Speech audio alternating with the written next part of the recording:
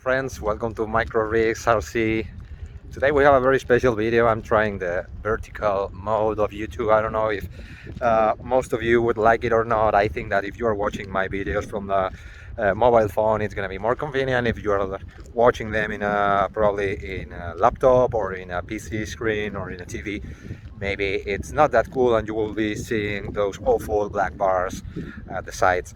But well, let's see how it goes with the views of this video. As keeping the exceptions from this channel, today I'm not at home. Today I'm not in Ireland. Today I'm in Spain. This is my home country. Having some days of vacation. It's July. It's sunny. Well, it's kind of cloudy. You know, it's the north of Spain, so it's not on the Mediterranean. It's more in the Atlantic side. So it's awesome. You can see it's hot. It's wonderful. So I want to introduce you to my very special rig that I did for my travels and for my adventures. Of course, it's an Axial SCX24. I took one of those lovely Mercedes G-Wagon hard bodies that I discovered from one of my friends from Instagram, Maciek from Poland. It's a toy from Dicky Toys, a German manufacturer of toys. So it's a Mercedes official license G-Wagon with all the specs, and it has a very good size for the Axial SCX24. It has a wheelbase that is somewhere in between the Gladiator and the Jeep Wrangler. So it has something like 145 millimeter wheelbase. So I adjusted my custom brass links to adjust on this, and I thought that it would be nice for this type of build to go with something that is reliable, that I can fix on the go, that is not too fancy or not too complicated. So I wanted to use it when I'm in a foreign country, when I'm in Spain or when I'm in the US. I'm outside and far away from home and from my garage with all my tools and my workbench. So I don't have all my machinery to work with if something happens. So I want to keep it as standard as possible, as user-friendly as possible, and I can easily fix it with all the tools that I have at hand on any of those locations. So let's start with the electronics.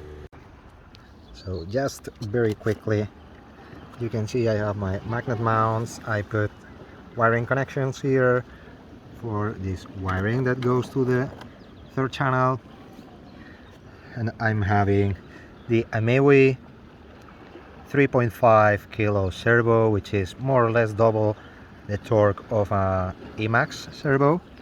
It's very reliable, it's waterproof, it's pretty fast on 5 volt.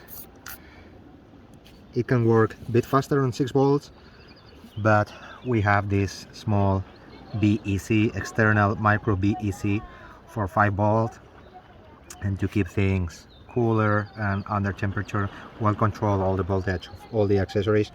For the ESC, I went for my all-time favorite, which is the Model Bar Regular ASX24. It's my favorite ESC for micro rigs and for Axial SCX24.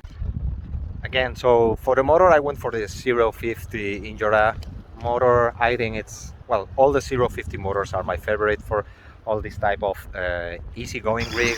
It has all the torque you will need with this type of trucks, and honestly I think that with a proper ESC like the Model Bar Regular, you can use it with all the smoothness and slow speed control that you will need, as we have seen in the images and in the footage that I've been recording here. Another thing that I wanted here is to keep the rig as all-rounder as possible. So I used Injora internal springs suspension. This is because I'm using a forced droop setup.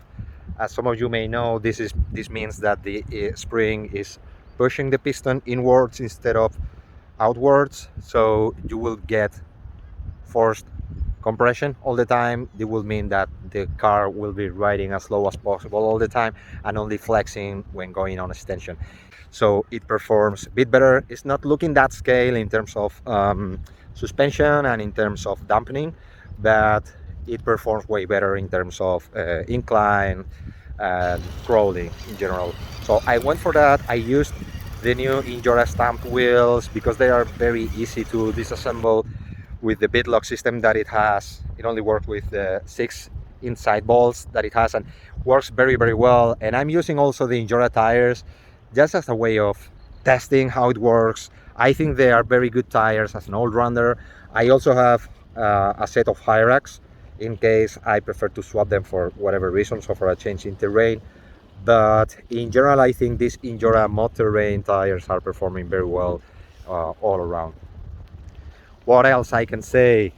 Yes, as a good all-rounder, I'm using a very good set of LED lights. This means that I'm using a 5mm LED from headlights and 2mm, multiple 2mm wide LED LEDs on the top spotlights at the front of the G-Wagon. The main reason to use these lights is because I can crawl at night. I love making night expeditions and to crawl in the dark just with the headlights of the truck. It's more real. Let's say it feels more real. It's more fun, more adventure, and it's more challenging, of course, because you can only use your LED lights in your rig, and you only see just a couple of feet in front of your car, so it's definitely more adventurous. So I have to say I was lucky enough to go yesterday at night with the crawler, just with the lamps that I had. It was in total darkness. Also, I get used to my new digital camera that I have for all this type of stuff.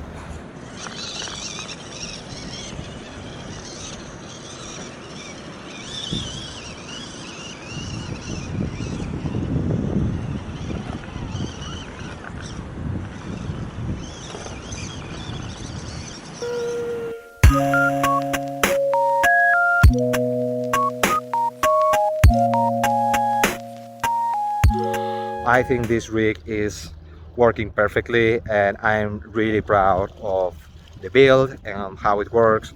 People walking over here pass by and say, wow, really cool, how is it working? I remember also one guy when I was crawling a very steep incline was asking if it was glued or something, because he couldn't believe it was a regular car just crawling up that steep hill. I'm living in those apartments there, and if you look closely on those stairs, there is a secret passage. It goes down up to those rocks over there, in which I've been recording this footage. It's all full of rocks. Now we have a high tide, so the sea is way up, but when it's lower, it's really, really nice.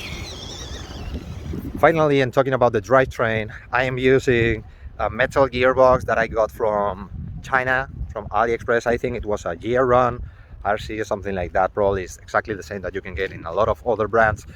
It's very simple. It comes with a slipper clutch that I don't think it's useful at all, so I just fit it so tight that it's not slipping, not going anywhere. But overall, it has ball bearings, it has all the metal gears, it has proper grease inside, and it works very smoothly. I love it, and it's very resistant, especially it's hassle-free, so I don't have to go replacing gears and stuff when I'm outside on the go over here. And for the diffs, I'm using Injora RC overdrive at the front. I'm using the most conservative 14-tooth version. Probably I will move to the 13-tooth at some point. At the moment, I will keep it 14. And I think it's making a little bit on those steep hills, on these steep uphill crawls and climbs. And that's it. I hope you like it. I'm enjoying and having a blast with this rig that I did for travels. Will it resist until the end of my holiday? Let's see. I don't know. So thanks for watching and subscribe.